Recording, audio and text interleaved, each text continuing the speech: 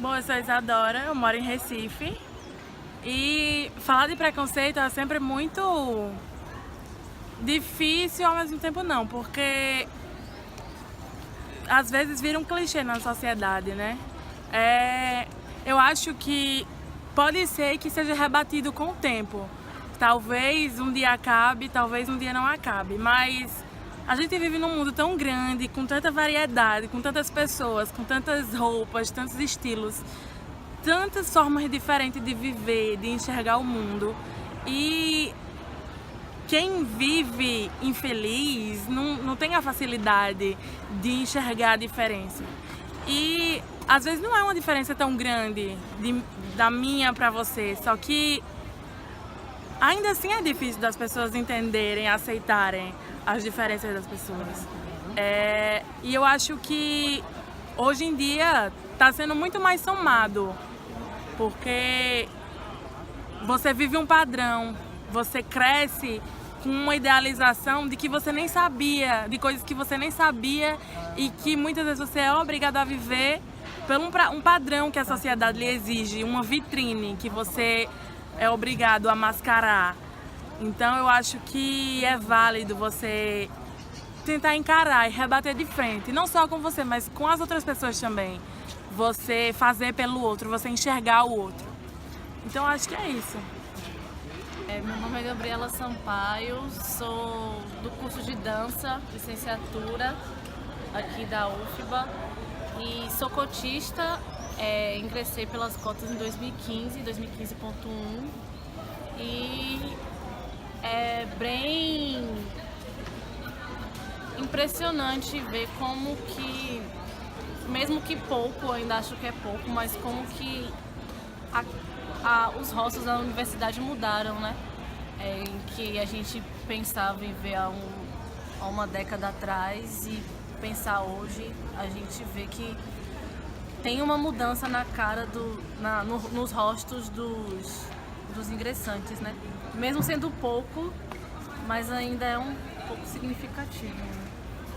Né? Eu acho que a universidade ainda não está, as pessoas, né?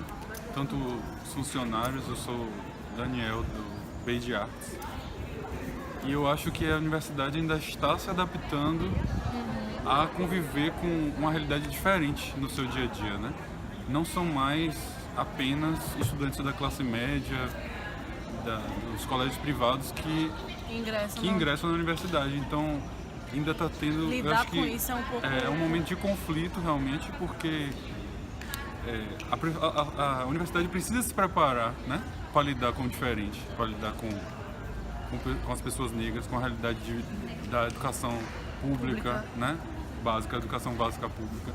E a gente tem visto muitos casos de racismo na universidade, mas eu acho que é pela luta, né? A luta... Pelo embate que, né? Às vezes as pessoas não estão preparadas para falar sobre e aí acaba expondo... E evidencia o racismo. O racismo que está ali, que sempre esteve ali. Sempre esteve, E que era agora ignorado. se fala, que agora se divulga. fala, que se divulga e que está aí presente para a nossa sociedade, tanto na UFBA quanto fora da UFBA.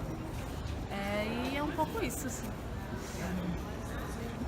Meu nome é Monalisa Sacramento, eu sou formada em Letras aqui pela Universidade Federal da Bahia e estou aqui um pouco para falar sobre as questões raciais dentro da Universidade Federal da Bahia, que a gente sabe que é um campo muito elitizado e de majoritariedade branca, e os negros estão aí justamente através do sistema de cotas para fazer parte desse espaço, né, para mostrar a sua capacidade, o seu talento, o seu conhecimento através desse sistema, e que está vindo uma fraude por parte de pessoas que se consideram negras, não sendo, né, deslegitimando, na verdade, esse espaço que é do negro, essa conquista que, na verdade, é do negro.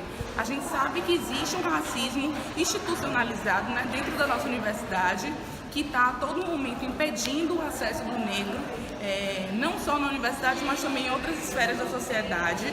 E então a gente não fala somente de um racismo entre pessoas, mas de um racismo maior, que é dessa instituição, que parece ser velado, mas que, se a gente for parar para analisar de uma forma mais minuciosa, a gente vai ver que existe vestígios e indícios desse racismo em todo canto aqui da nossa universidade. Então, a partir do momento que nos impede de estudar através do sistema, a partir do momento que nos impede de ingressar em uma pós-graduação através de cotas, hoje a gente já consegue aqui em Letras ingressar através do sistema de cotas na pós-graduação, mas a partir do momento que essas atitudes são feitas através da instituição, estão vetando, estão impedindo, barrando o acesso, o ingresso dos estudantes negros na universidade. A gente sabe que esse espaço é um espaço nosso também, apesar de aparentemente não parecer.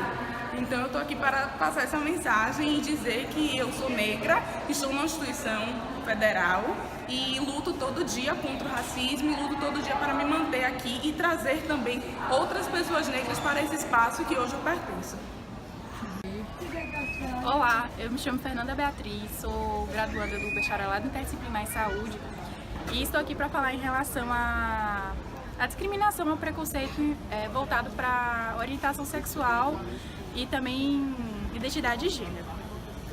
Pensando na experiência que eu tenho, principalmente enquanto integrante do grupo de extensão, que é o HIV/AIDS Educar para Desmistificar, eu vejo muito presente essa questão da identidade de gênero como uma dificuldade para as pessoas que tentam acessar o serviço de saúde e não conseguem ter o serviço de saúde adequado por conta da sua orientação sexual.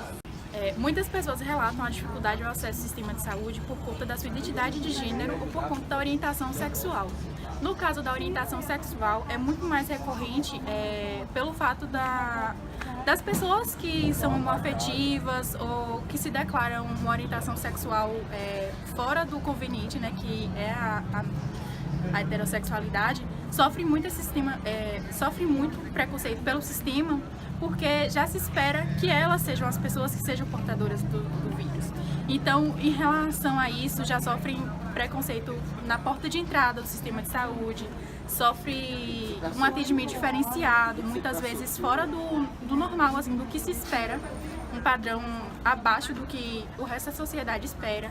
Já tem toda a questão do estigma do comportamento sexual, das práticas sexuais dessas pessoas. E uma coisa que chama muita atenção é a vulnerabilidade que esse contexto traz, né, para as pessoas. Porque pensando na dificuldade que essa pessoa tem em acessar o sistema de saúde, quais vão ser as bases para que ela tenha informações no nível de prevenção, de promoção, de tratamento, quais os caminhos essa pessoa vai ter para construir um itinerário terapêutico que seja efetivo para a condição dela de portadora do vírus do HIV. Então tem várias dessas questões e faltando também nessa questão do preconceito voltado para as várias outras classes, né? Pensando na questão da identidade de gênero, aqui na faculdade foi que eu tive a primeira experiência assim, mais próxima, que foi na realização de um trabalho para uma matéria de educação, que era Educação e Identidade Cultural.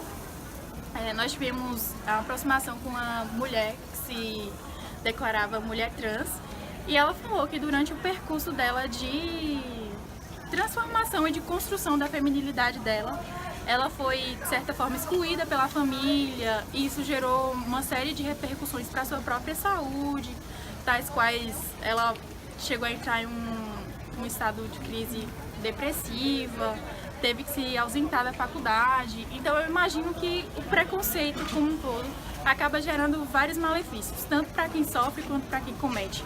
Porque a gente fica nessas caixinhas, né, de ser todo mundo igual e é isso. Meu nome é Rafaela.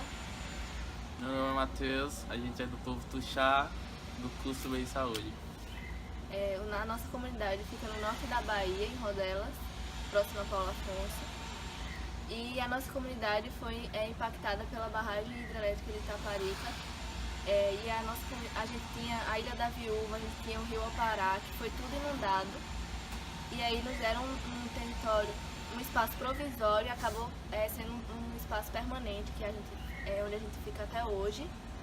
Só que é um espaço muito pequeno e as pessoas, agora os índios quando casam, não tem mais espaço para fazer a casa e aí tem que sair.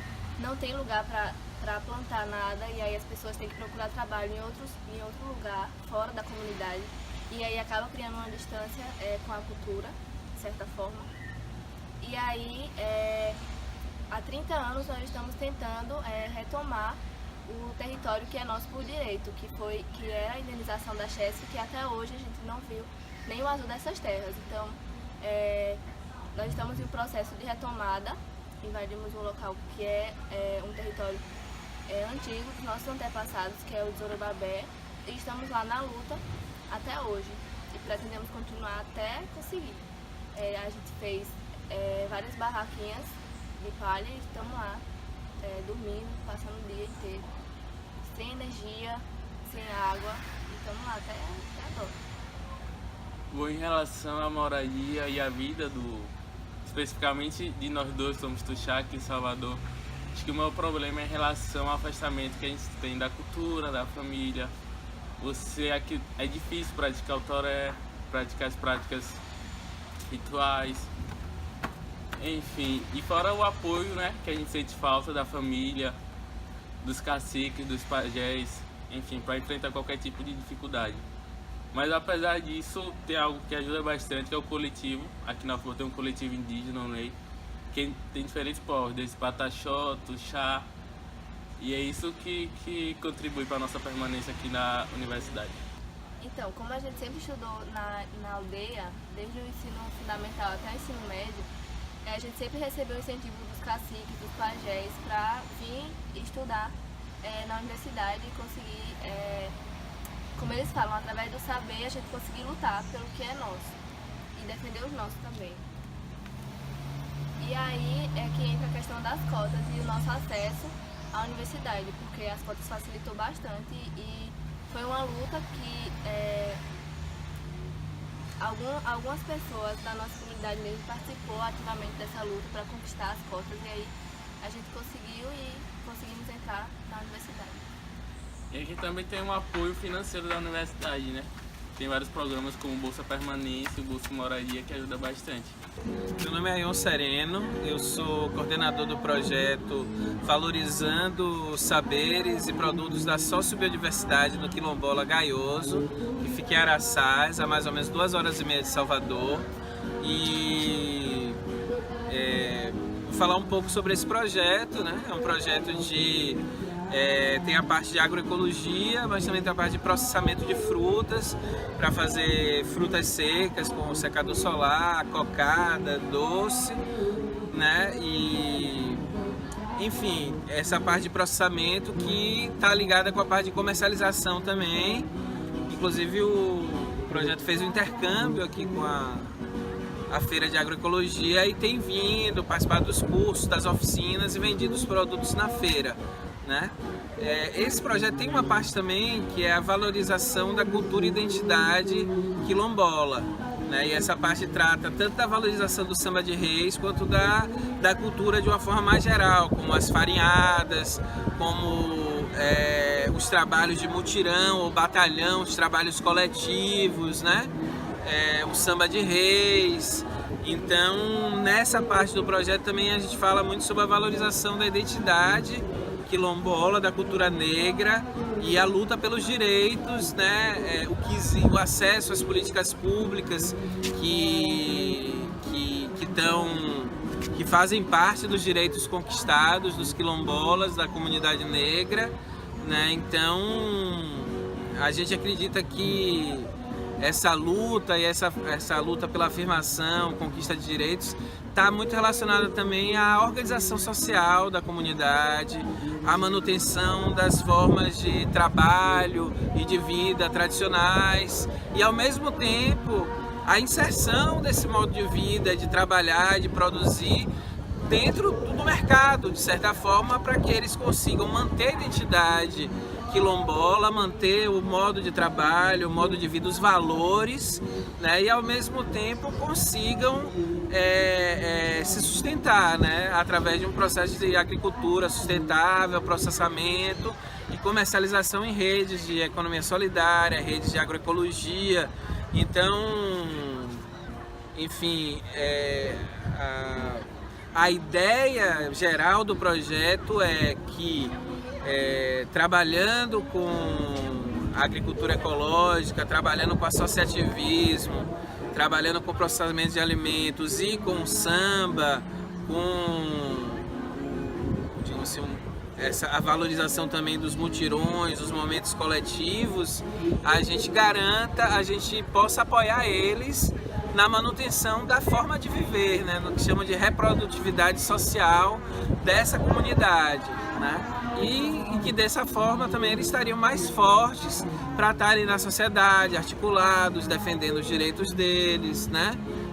Enfim, a gente acha que a partir também dessa organização e da produção, eles conseguem valorizar a cultura, e valorizando a cultura e o modo de vida é o caminho para você manter e conquistar os direitos sociais, né, desse modo de viver. Bom, eu sou a professora Josanídia e as estudantes me solicitaram da minha opinião, a minha vivência sobre o tema de preconceitos, né? Bom, eu como cidadã, eu refleti um pouco sobre o que eu iria falar, o que tipo de contribuição eu poderia dar. E dos tópicos que foram mencionados, eu acho que eu posso falar de todos eles, né? Posso falar sobre o predomínio, né, da cultura masculina, posso falar sobre homofobia, posso falar sobre racismo, posso falar sobre a questão da mulher, as dificuldades que as mulheres vivem.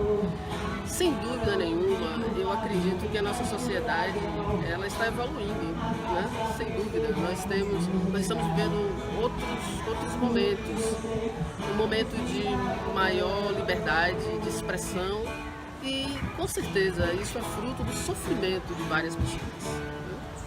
Então, apesar dessa abertura, dessa possibilidade da gente viver o que nós identificamos como nossa mais íntima essência, tanto quanto mulher, quanto os homossexuais, quanto o negro, né? Apesar dessa abertura, nós ainda vivemos numa sociedade preconceituosa. Eu posso falar disso, que me ocorre com mais facilidade, o sofrimento, né? Por exemplo, na construção civil, com obras, né? Assim, eu pude sentir, né, na pele o fato de ser mulher, né, e estar lidando com pedreiros. Vocês que me desculpem, mas eu vou falar de vivência, né? Até mesmo acreditando que mulher não sabe nada, né? Mulher não entende. Então, eu acho que posso falar da minha filha, né, que é negra. Eu também sou negra, mas ela tem a tez escura, então posso falar de vivências, né, de entrar em estabelecimento público, comercial e perceber uma certa rejeição, né? Então, o domínio masculino, né, isso também é vivido, eu já falei no primeiro exemplo. E sobre a homofobia, eu nunca tive vivências, né, que eu possa me lembrar nesse momento. Então, assim, eu acho que ter uma sociedade melhor depende de cada um de nós. Nós precisamos construir uma sociedade melhor. E não se iludam que a gente não vai ter uma sociedade melhor se a gente não passar pelo próprio sofrimento, né?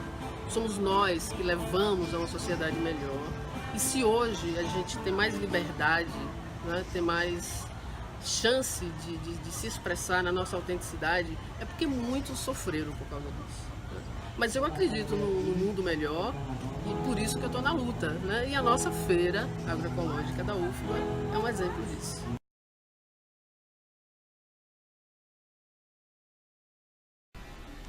Bom, preconceito, como o próprio termo diga, preconceito, é uma ideia preconcebida, um julgamento preconcebido sobre os outros, sobre os diferentes, sobre a qual nós não temos, na realidade, um bom conhecimento.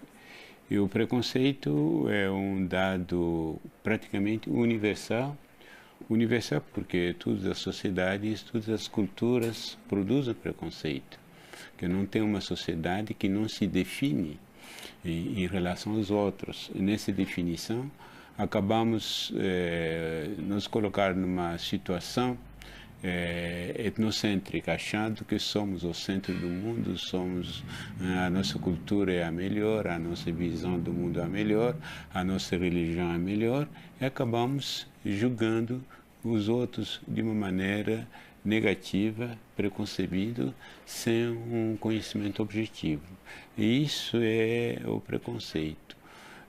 A matéria-prima dos preconceitos é a diferença. Todas as diferenças criam preconceito, que sejam diferenças de cultura, de religião, de etnia, de raça no sentido sociológico da palavra, de gênero, até de idade. Todas as diferenças econômicas, todas podem gerar preconceitos. Cada país que praticou o racismo tem suas características diferentes dos outros. E as características do racismo brasileiro são diferentes. Por que o brasileiro não se considera como racista ou como preconceituoso em termos de raça? Porque o brasileiro não se olha no seu próprio espelho, não se olha no seu espelho para ver as características do seu preconceito racial. Ele se olha no espelho do sul-africano, no espelho do americano, se vê, olha, aqueles lá são racistas, porque eles criaram leis segregacionistas. Nós não criamos lei, nós não somos racistas. E tem o chamado mito de democracia racial, que diz que nós não somos racistas. E esse mito já faz parte da educação do brasileiro. Esse mito, apesar de ser já desmistificado pela ciência, a inércia desse mito é ainda forte. Então, qualquer brasileiro se vê através desse mito. Se você pegar um brasileiro até em flagrante num comportamento racista, preconceituoso, ele nega. Ele é até capaz de dizer que o problema está na cabeça da própria vítima, que é complexado, ele não é racista. Então, isso tem a ver com as características históricas que nosso racismo assumiu. Um racismo, na realidade, que se construi pela negação do próprio racismo.